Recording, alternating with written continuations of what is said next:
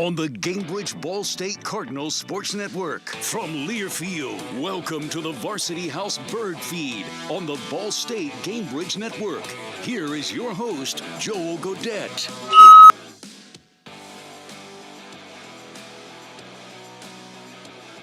All right, we're back at it here on the Birdfeed Live. Joel Godett, Bryce Cosby, and Mike Neu breaking down all things Ball State football over the course of the next half hour or so.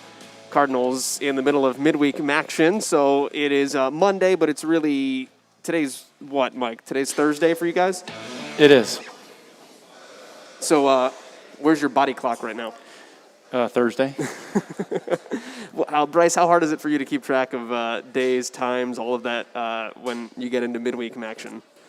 Now that I've gotten older, I've kind of got a little bit more used to it. But, when I was younger, it definitely had me a little confused. But, you just try to take things a day at a time. You see the schedule, and you just go from there. So, as you get older, you kind of get used to it, especially once some action starts. The weekends are no more, and you play during the week. So, yes, it's just something that comes with, being in the program for a long period of time. So it's been a few days, but we will look back on the Cardinals' fifth victory of the season. They knocked off Akron this past Tuesday. I don't even remember what day it was. That seems like a long time ago. That's all I know. Right, and then there was basketball the next day, and then we had volleyball close out their home slate Thursday, Friday. It all runs together at this point. But Tuesday was the win. 31-25 was the final score. I am sitting next to the hero of the day as well. Bryce Cosby is joining us here, who had the fumble that basically sealed the deal for you guys in the end zone on Tuesday night. We'll set up the final play, but I just want to start and then work backwards. Bryce, what do you remember about that game-winning fumble recovery in the end zone? Well, I wouldn't consider myself the hero. I would say it's Brett Anderson and Clayton Cole, the guys who made the tackle that were able to actually get the ball out. And then, like any time in football when the ball is loose, it's chaos. And so, I just try to get involved as quickly as possible. I saw it moving around, and then it was kind of stuck on somebody within the pile, and I seen the ball kind of just sitting there stationary, so I just tried to snatch it, and a big lineman, he was diving in, and I just tried to turn my back to shield him off so he didn't somehow dislodge the ball while I had it, and try to get up as quick as possible. So, nobody could jump on me or nothing like that, so, it was a very it was an adrenaline rush for sure. It was chaotic, and, I'm just glad, like I said, Clayton and Brett were able to come up big for us right there, and a very good vice tackle that, got the ball out, and we were able to recover it and get a victory. Bryce, what runs through your mind on that drive once they get into the red zone? Just kind of take me through your thought process as they got closer and closer to the end zone. Honestly, with me, being in this conference for so long, you're kind of just used to close games at this point. You go into every game expecting it to be a slugfest to the fourth quarter. So, the adrenaline's still going to be there like any close game, but, I wouldn't say I'm uptight or nervous. It's just a matter of, all right, it's time to get a stop. I think that's what helps when it comes to the experience that we have on our team. We've got guys that's been in close games before, and so, in any 2-minute situation is really about just doing your job, playing and play out. You can't overthink anything. You can't try to do anything out of the ordinary because, that's when big plays happen on both sides of the ball. And so for me, it was just, lock in, focus on each play. And, even when they got in the red zone, the way I think is that, when the offense gets in the red zone, that's where stuff gets tight. Throwing lanes get tighter. The room for error is much more smaller. So, it's almost like I feel a little bit more comfortable when we get in the red zone because I know they're susceptible to mistakes, especially if they put the ball in the air as far as passing. So, I wasn't nervous or anything of that nature. Like I said, it was just doing whatever we needed to do to get a stop. Mike, what was your thought process as that drive continued to unfold? I have to imagine you're looking at the clock too. I think you guys still had 3 timeouts at that juncture, and you're saying, all right, well, maybe if they score here, we get a minute and a half. You feel good about your operation. As a head coach, what are the gears that are churning to prepare for, let's get a stop? What do we do if we don't get a stop? What do we do if we give up 3? What do we do if we give up 6? How did the scenarios play out in your mind in real time? Yeah, certainly when they got down there, the first thought was to making sure to preserve as much time as we could on the clock. And, we discussed, when we were going to use our timeouts right there. And Really before that last play even started, though, I was proud of the guys on the sideline. When you're playing the midweek action games, there's not a ton of people that were in the stands. It was the coldest point of the evening, if you will. But if you notice, before the ball was even snapped, the quarterback from Akron was trying to quiet down our sideline, I think, because that's where the noise was coming from. And so I'm proud of our guys for bringing juice, for bringing energy on the sideline, knowing it was a critical situation. And as if you guys were going to listen to him asking for quiet, by and the so way, the good thing is we took his mind. He was trying to quiet the crowd, so his mind was, before the ball snapped at least, it was somewhere else, trying to get things under control. And so I'm proud of our guys for bringing that kind of juice and energy on the sideline. And, being on the sideline, Bryce was out there in the thick of things. I'm on the sideline, and I was proud of our guys as the drive was going. Nobody was really even blinking. We were just still everybody was staying positive, and everybody's trying to make sure that we did our part to pump up the defense. And so, to see that happen, and first of all, the guys on the back end do a great job in coverage where he tried to climb and then eventually take off what would be a running lane right there. And then, as Bryce said, both Clayton and Brett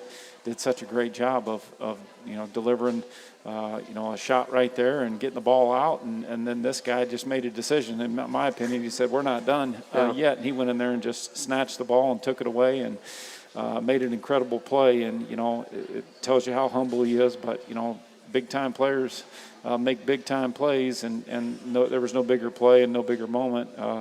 He's had a lot of great plays in his career, but certainly that was huge to help set up what we're looking forward to here on Wednesday night. What did Clayton and Brett do?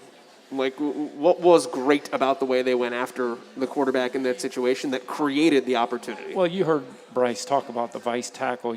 Obviously both of those guys, one was coming from each side of the quarterback, and so obviously he knows that he's about to get a collision there. Right. And so every day in practice, once we're done the stretch, we work on what we call an out the mud drill, and that goes back a couple years to, if you ever think about your feet being stuck in mud and how hard you have to work to get out of it. You can visualize that well. So we work on that, and it's basically a turnover circuit every day. And so, that was a situation where both those guys came in on a vice tackle. They knocked the ball out, like we work on in that turnover circuit, and then Bryce recovered the fumble. So it was just a great play by those guys.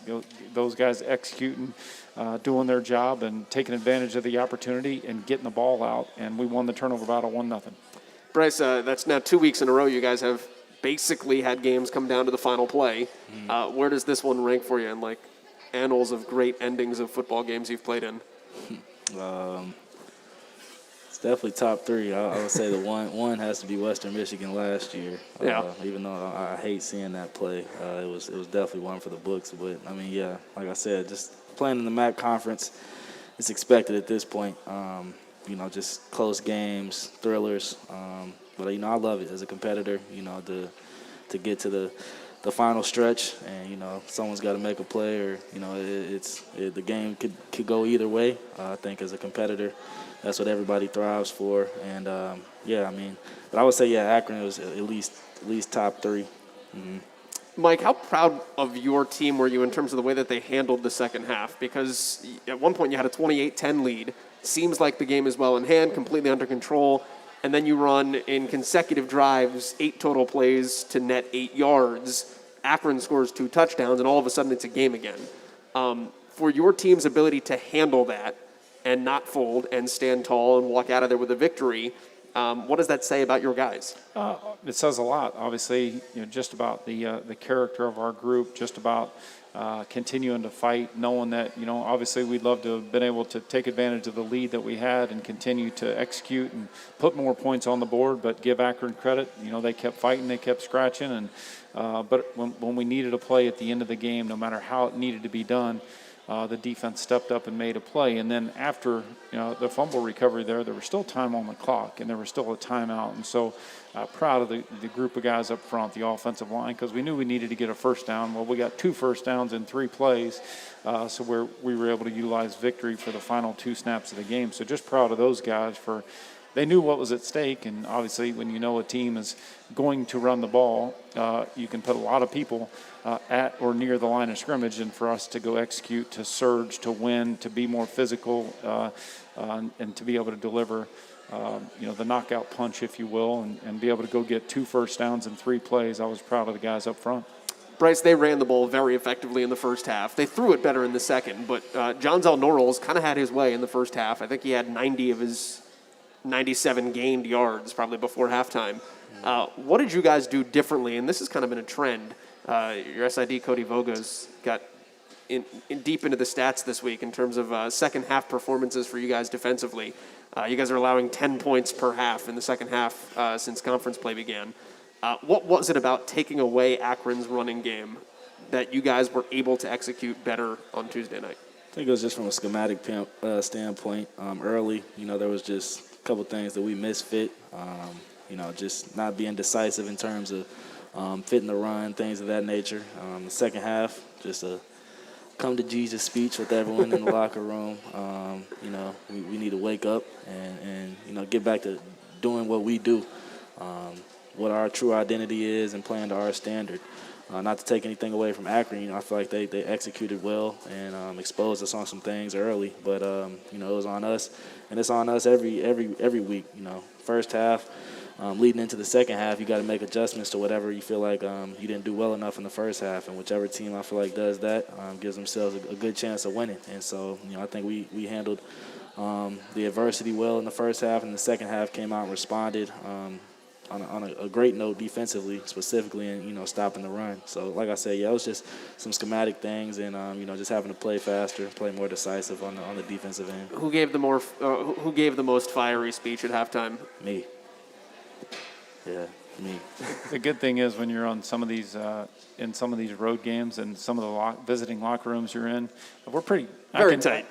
Even if I'm not exactly in there I can hear everything that is being said, and that just talks about his leadership ability. And think about not only that, there's been a couple times this year where he delivered a incredible speech, if you will, to his teammates at halftime, and then also think back about the last couple of years, and he always knows what to say in the critical situations, and his teammates listen, and his teammates are going to respond to him.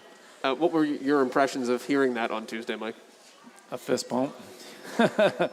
Fired up because obviously when you have, like I've discussed many times, especially this year, about being a player-led team and the leadership that we have, and when you hear those guys and delivering the message, a lot of times it's better when it comes from them and their teammates that they're in the trenches with, if you will, and they're out there, on the field of play and out there executing. When you hear it coming from him, it's more meaningful.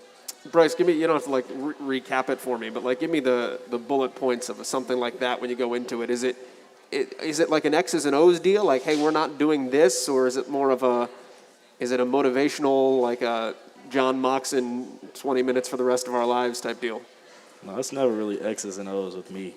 We go through the X's and O's all week. So, if we can't get that down by now, we're already halfway lost the battle. For me, it's always just, playing to our standard and what we value in this program. There's things that's been implemented since we've stepped on campus that if we say we take serious, that we got to put on display week in and week out. And me as a leader, I feel like if we're not doing that, it's on me to, hold guys accountable and let our defense know, we're not stepping up to the plate, we're not doing what's necessary. So it's never really X's and O's. It's just playing to our standard and what we say we're about. We've got to be about that all the time. We can't pick and choose when we want to turn it on and off. This is, as soon as when we line up and the clock starts, it's time to go, and that's the mindset we got to have until the clock hits zero. So, just like I said, stuff that I feel like we value as a program that we have to put on display week in and week out, whether that be practice, meetings, games. It doesn't matter. It's just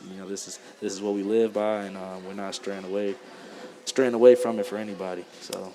This is the Birdfeed Live presented by Varsity House, streamed on the ISC Sports Network, also on YouTube and on demand on the Chirp Cast podcast feed as well. Mike Neu, Bryce Cosby continue to join us. Mike, I want to talk about the offense from the win against Akron this past week as well. Carson Steele, we've talked about before. He's a known commodity at this point, but he touches the ball, at least in the run game, 27 times for you.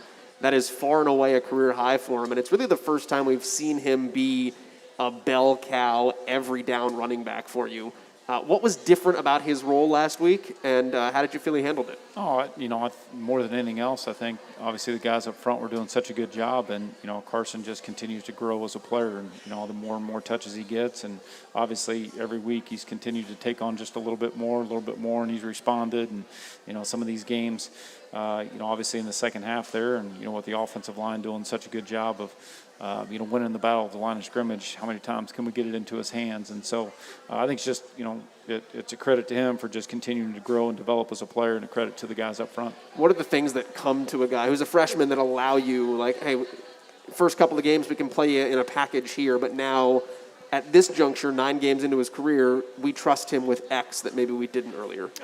There was never a trust factor. It's just here's a young player that's playing college football for the first time. The speed of the game's faster than it is in high school. Obviously, you don't want to throw too much at him too fast, and there's still little things here and there from a technique standpoint, or on this play when we're in the shotgun as opposed to under center, maybe the footwork might be a little bit different. So it's just a matter of him getting comfortable and growing as a player. And there's not one magical thing that, oh my gosh, he's ready now for 27 carries. He's continuing to grow and develop as a player. What's your take on him, Bryce? You go against him in practice. What's it like to tackle him or be tackled by him? Yeah, I think I said it in post game.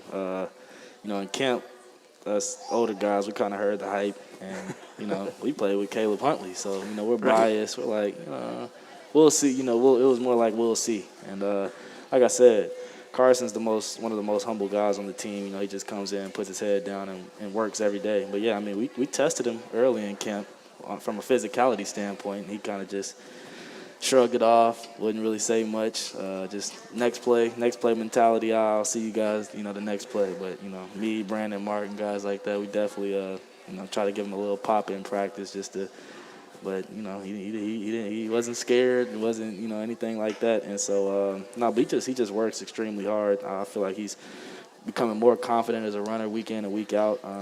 He's the game's starting to slow down for him now that we're, like you said, we've played 9 games going into our 10th here.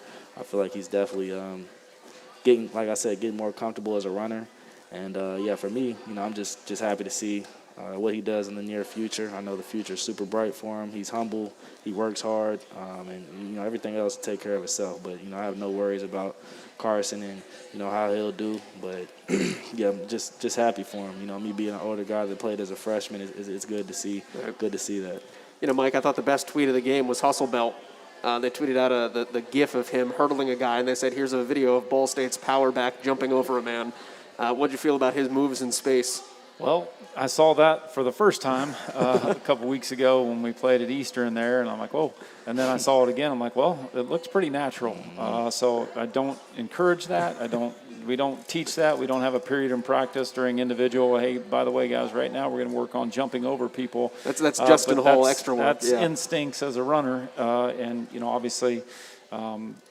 My concern is, making sure that we're doing a good job taking care of the ball and practicing good ball security. And but he's done it now a couple times, and it certainly looks natural. It's the Cardinals taking on Northern Illinois next. Ball State travels on the road Wednesday night. It'll be a 6 o'clock kickoff Central Time, so 7 o'clock local time here in Indiana. And Mike, you have said many times over the last couple of years that every conference game is a championship game. You are literally right in this instance. If you win, you guys set yourselves up. You're in the driver's seat. If you lose, you need a lot of help over the next 2 weeks. So the stakes are very clear here from Jump Street. We will talk about Northern Illinois and where Ball State is heading to DeKalb to take on the Huskies when we return. This is the Birdfeed Live, presented by Varsity House from the LA Pittenger Student Center. We return next on YouTube, on the ISC Sports Network, and on demand on the Chirp Cast podcast feed. At Northwest, your financial peace of mind is behind everything we do, no matter where you are or where you're going. That's why we created Affinity Checking, 3 accounts designed to fit your life with all the essentials you expect, plus benefits that grow along with our relationship.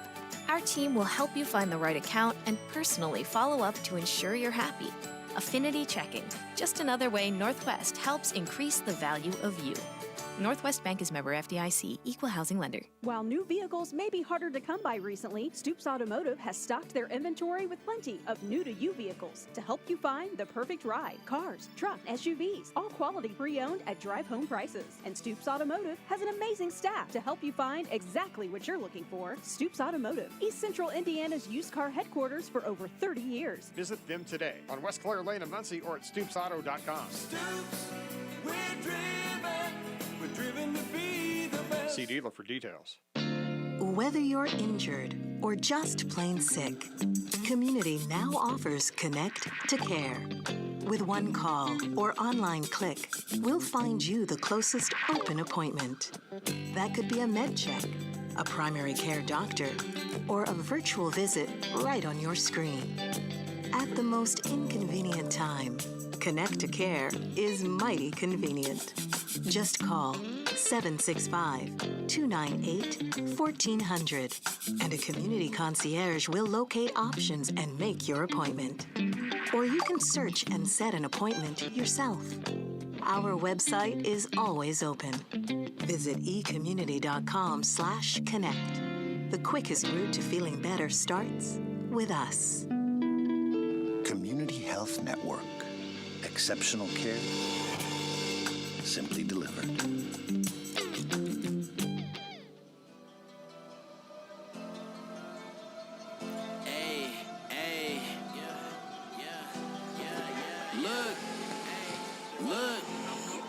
This is the Birdfeed Live presented by Varsity House here from the LA Pittenger Student Center on the campus of Ball State University. Head coach Mike Neu, Bryce Cosby continue to join us, Joel Godett here as we look toward Wednesday night where the Cardinals travel to DeKalb and take on the Northern Illinois Huskies. It is quite literally a MAC West championship matchup. MAC West first place is on the line.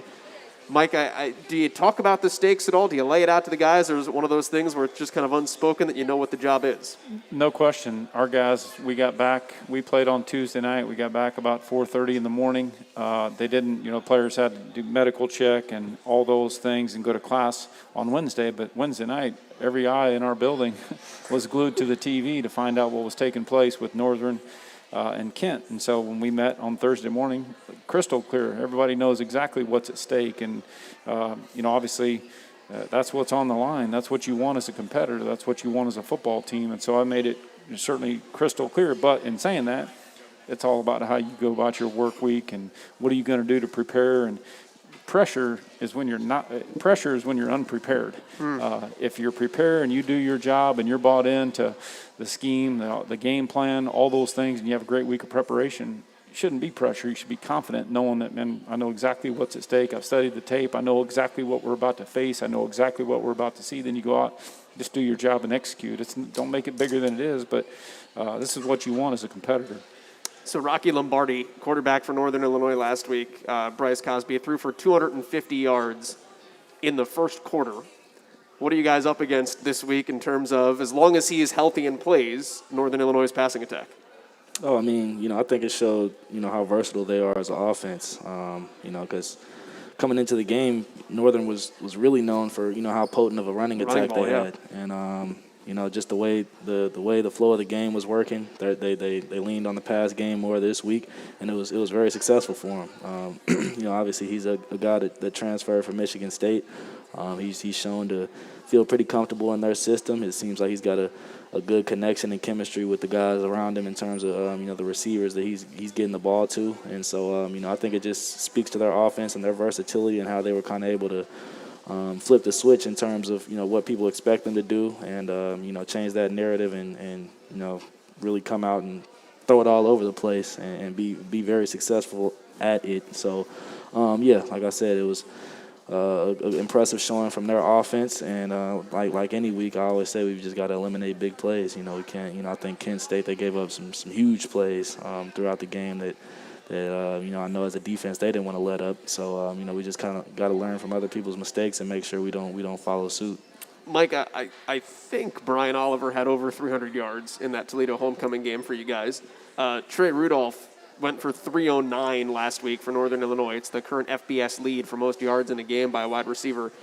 So as a guy who's done it before, what's it like to have a connection with a guy where he can go for 300 yards when you were a quarterback? Well, it's good to have receivers that make you look good. I just threw it to Brian, and he did the rest with it after the catch. And just what Bryce is saying, obviously Trey Rudolph, especially, early he had some big run after catches where, like anything else, you want to tackle well in the open field. You want to make sure when you have the opportunity to get him to the ground, you get him to the ground. You want to, a lot of the explosive plays that happen were after the catch or after the initial contact there, and those are the things that you work hard to make sure that you eliminate there. And you obviously give them a lot of credit. Coach Hammock's done a great job because early in the season, Rocky Lombardi transferred from Michigan State, and early in the season they were run heavy, and you can tell he's growing. His confidence is growing. His understanding of the offense is growing, and really, the last 2-3 weeks they've really opened it up. They've had some explosive plays. They run the ball so well that they run the ball to set up those shot plays, if you will, and you can see his confidence growing. He's a talented thrower, and he's also a mobile guy. So they've done a good job, and Coach Hammock's done a good job with their program. It's a good test for you guys this week as well, Bryce, because of where are you guys at pass defense-wise, and how do you feel about what you guys are doing on the back end or can do on the back end? I feel like there's always going to be room for improvement. Week in and week out, every game plan is different in terms of how we want to attack people through the air, the looks we want to give. Obviously we always want to have pressure on the quarterback to try to get him to make some mistakes. Hopefully we can get a turnover, sacks. Get them behind the sticks, things of that nature. But for me, I feel like we've competed well on the back end. Like I said, there's always things that we can do better. We've competed well, but the name of the game is always going to be eliminate the explosives, no big plays. When they do stuff on the perimeter, or throw the short passes, RPO hitches, slants, things of that nature. Tackle, there can't be too much yak. Leaky yardage, things of that nature. So, we just got to be the blanket of the defense. Nothing gets behind us, and we got to take that personal. So, for me, I feel like we've competed well up to this point, but, now that we're in the final stretch of the season and we know it's at stake, it's time to take that to a new level. Leaky yardage is a good term that I haven't heard a lot of. I like that one. Yep. Jay Ducker, Mike, he's their fourth running back this season, and he has 579 yards and had 402 games. I would say, where did he come from? I don't know how much you know of his backstory, but what do you know about what you see him on film? Well, they got a good running back by committee approach. I mean, they've got several guys there that they rotate, have played a lot of snaps throughout the course of the season so far. So, obviously Thomas Hammock's a former running back himself. Right. Who was coaching running backs in the NFL before he came back. So certainly that's a position that, he's certainly invested in because, that's the position that he played. But, again, it's credit to them for the job they've done in recruiting and obviously for where they were at a year ago and, to where they're at now is obviously you got to give them credit for what they've done from development standpoint and from a recruiting standpoint. What's different about how Northern runs the ball? Because previously, under prior administrations, you had a lot of Jordan Lynch, Chandler Harnish, Drew Hare, quarterback runs, a lot of window dressing, receivers in motion, running backs in motion. You've got a more pro-style head coach now. What is the look of their offense in terms of running the ball, and is it something that is more typical of what maybe you would see in the NFL? Yeah, they give you a lot of different looks. They like to go a lot of heavy personnel, so they'll take two tight ends out, put two O-linemen in the game. They're just going to give you a lot of different looks, a lot of different formations. Not as much motioning. They'll trade to certain sets. They'll get in unbalanced to try to make it a numbers game, things of that nature. But the biggest difference I notice is just the heavy personnel that they get into to try to just outpower people and just go big on big down the field. And so you just got to put our big boy pads on and be ready for a physical game. And if you're on defense, that's what you should want anyways. A physical game where there's not too much razzle dazzle. It's just old fashioned football. So that's the main observation I took away from it from looking at the film. Well, let's talk about big boy pads as we wrap things up here. And it's totally non in relation to anything on the current Ball State roster. But, Mike, I wanted to talk to you about last Thursday night because you turn on the TV and the Jets and the Colts are playing, and all of a sudden there's a 300-pound man in the end zone catching a touchdown. I know you and Danny Pinter talk a lot. Did you have any inclination that there was something maybe in the works this week that we could get an offensive lineman touchdown? No, and to be honest with you, he would be the first to tell you, so I don't think I'm letting a secret out here. That really wasn't designed for him. Okay. And so he says and I believe, obviously he says he was the last option on that play, but it was either a day or two before the game took place where he said Carson told him, hey, man, if you're open, you got to make sure that you yell at me. He did. He said, but if you do, just make sure that you're open because then I'll look back and throw it to you. So, I believe him. Obviously, Danny wouldn't tell you that if it wasn't 100% true. And, I'm sure he was expecting his normal, man, I'm going to get my plays in here. We got an extra offensive lineman in the game, and I'm going to do my part and keep working. But so cool to see for him to have that moment and to also be on Thursday night when the whole world is watching. It's pretty awesome.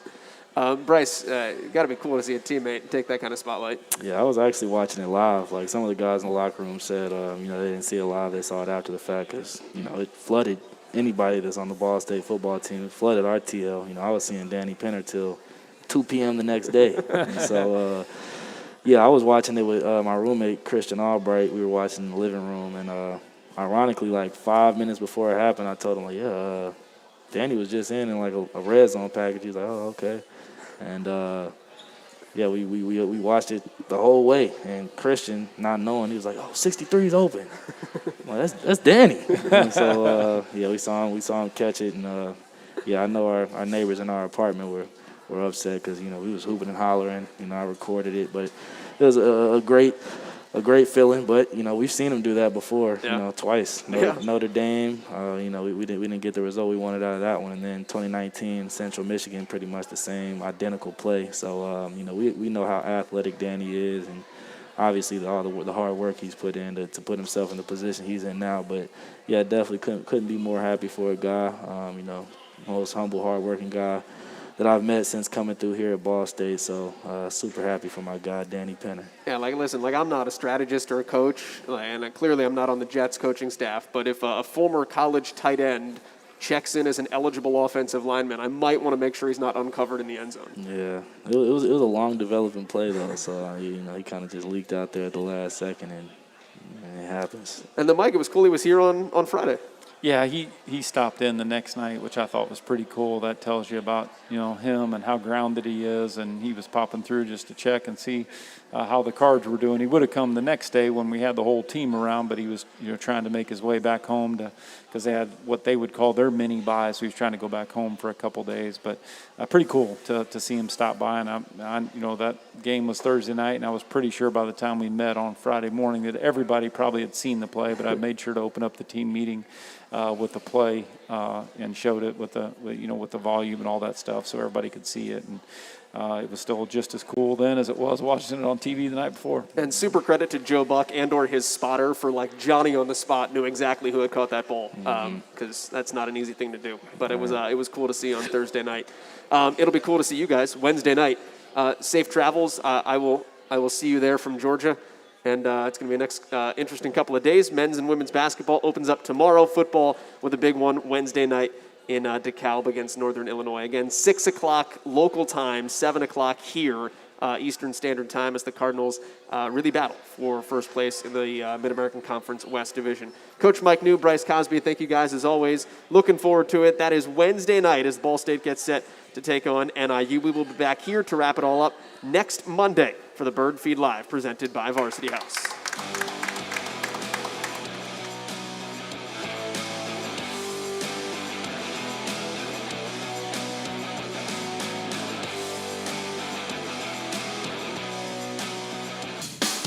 This was the Varsity House Bird Feed.